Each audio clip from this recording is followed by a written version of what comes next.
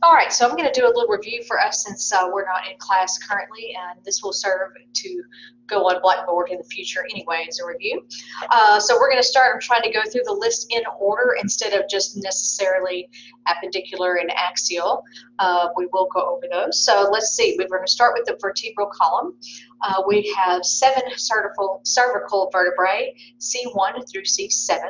We have 12 thoracic vertebrae. That's going to be T1 through T12. And then we have the lumbar area, L1 through L5. So there are 5 lumbar vertebrae. We then also have the sacrum, okay, or sacrum, sorry.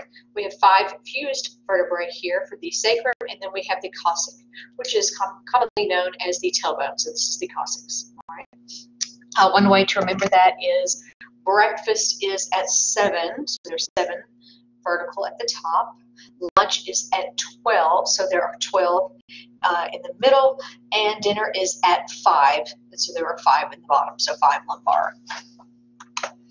All right, so next we're going to look at a generalized vertebrae. All right, I'm going to try to show you on the skeleton and one in my hand so that you can see this a little bit better. All right, so the first thing we want to look at for vertebrae is the body. So this is the body. Remember, the body is a main portion, okay? The body. And then we have the, well, let's look here. The body here is going to, of course, be the part that sticks out here, all right?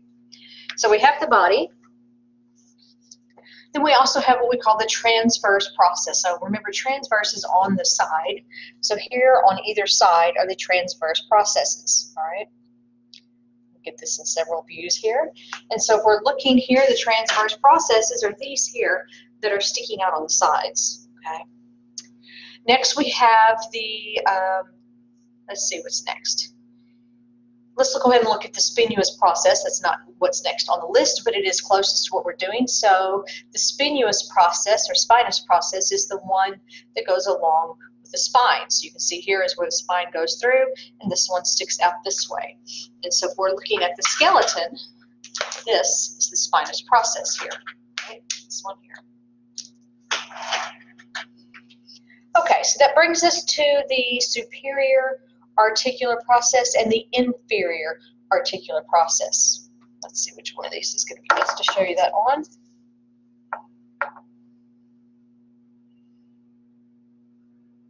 Probably this one. All right, so we've got this vertebral foramen here, okay, our vertebral foramen. We've got our also our lamina here. This is the part that is the whole bone that goes across. That is going to be the lamina. You can see that. And then we have the pedicle. And this is the portion that is going up, the pedicle. And so then we have the superior articular process. Okay, superior articular process.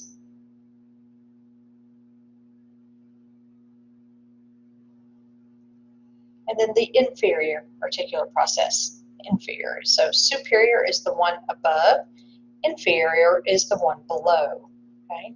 We're looking from this side, this is superior, inferior is down here. You can't see this well. Okay, so next we want to look at the atlas and axis, which is C1 and C2. So I have here an atlas and an axis for you to look at.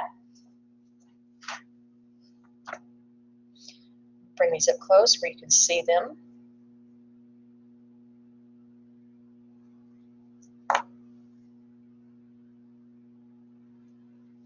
All right, so this is the atlas, okay? So we have the atlas, and it has these transverse foramen. So we have holes here. These are the transverse foramen here, all right? The atlas, and then we have the axis. The axis has a point that we call the dens, or the odontoid process, and the atlas sits on top of that and it rotates. So the axis acts as a point of axis for rotation for the atlas. All right, so next we have the sacrum.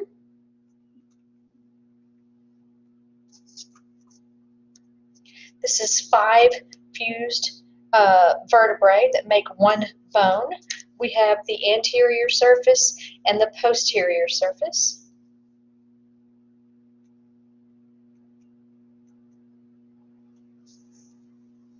Here we're going to have what we call the sacral promontory on the anterior surface. It promotes out.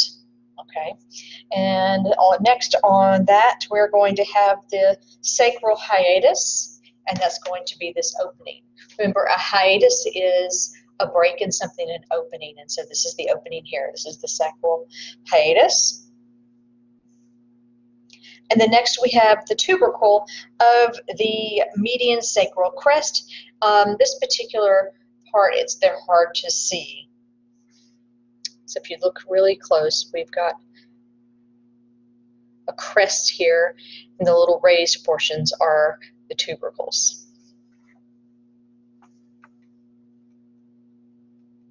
Of the median crest, so that's going to be the one that is in the middle.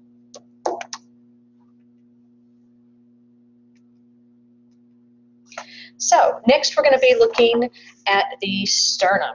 Okay, so here we have the sternum. So this whole bone here is going to be the sternum. So we're going to start with some of the features. This top portion here is the manubrium. This is the manubrium, and then we have the body, and then we have the xiphoid process down here. The xiphoid process is important because this is one of the features that you have to identify when you are doing CPR, because you want to be above the xiphoid process and have the heel of your hand here. Otherwise, you will break this off. All right, so we also have the jugular notch here of the sternum, the jugular notch. And then we have the clavicular notches right here on either side. So jugular notch, clavicular notch, and this is where the clavicle will rest.